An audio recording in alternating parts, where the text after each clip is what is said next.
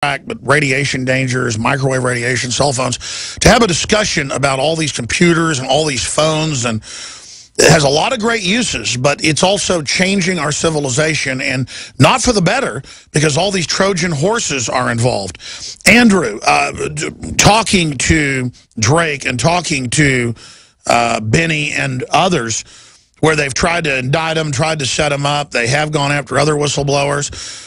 I mean, you're supposed to be protected when you're exposing a crime, and look at how Snowden has had to flee and been demonized when they were lying before, saying none of this was going on. Why aren't they getting in trouble for committing the crimes?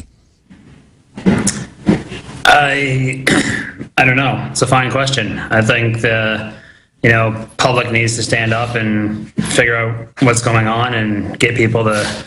There are people that care in the government. I've met them. They call them future whistleblowers, call them whatever.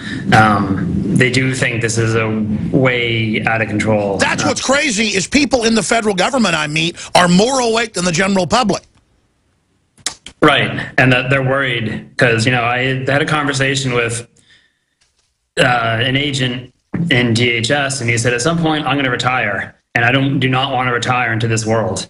And he goes, I'm thinking about leaving the U.S. too. And I was like, wait, you're a federal agent. You spent your entire life doing this, and this is your concern. He's like, right, like what's going on here? He's like, what's happening? They're going to use all the power you give them, and then they're going to keep using power even if you don't give it to them, until they're slapped down saying, don't do that. That's bad. Exactly.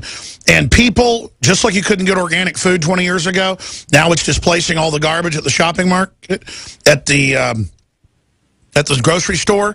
We voted with our dollars, and it changed the paradigm. If we all start going and using Tor, if we all start, getting rid of our cell phones or not taking them with us all the time or turning them off, if we all start researching the system, we could really change the paradigm.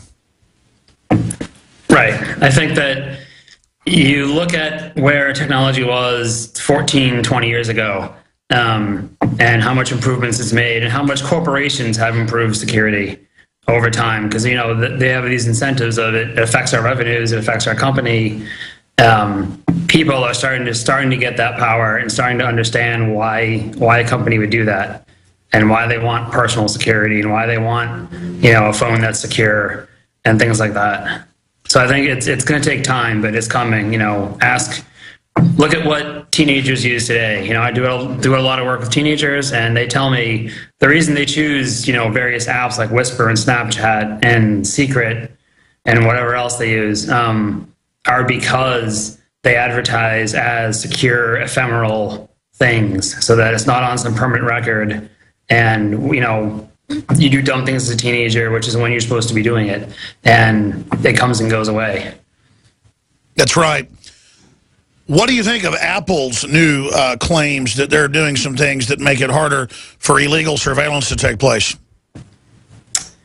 I think it's a step in the right direction. I think that, any company who wants to publicly come out and say they are paying attention to privacy, it may or may not have been related to the celebrity photo leaks that suddenly forced their hand. But, there'll be more just like this. I mean, just look at Home Depot and Target have had two of the largest credit card breaches ever, and maybe now, after their stock or their revenues or something take a hit. You know what I like? They don't get in my face now at Barnes & Noble and Target demanding I get one of their smart cards now. They've actually shut up about it, because obviously everybody's blowing up at them saying, no, I don't want my data stolen.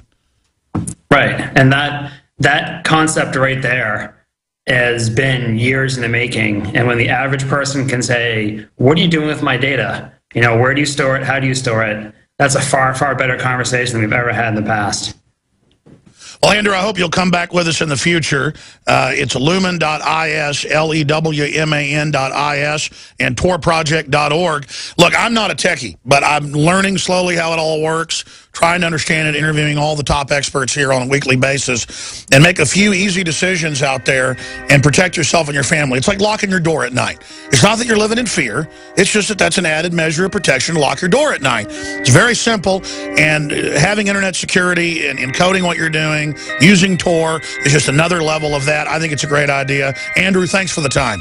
Great. Thanks for having me. All right. Wow, that's a big dog in the whole free movement on the internet. Andrew Lawman, Executive Director of the Tor Project. I'm Alex Jones. Your calls are 3 minutes away. We're going right to you.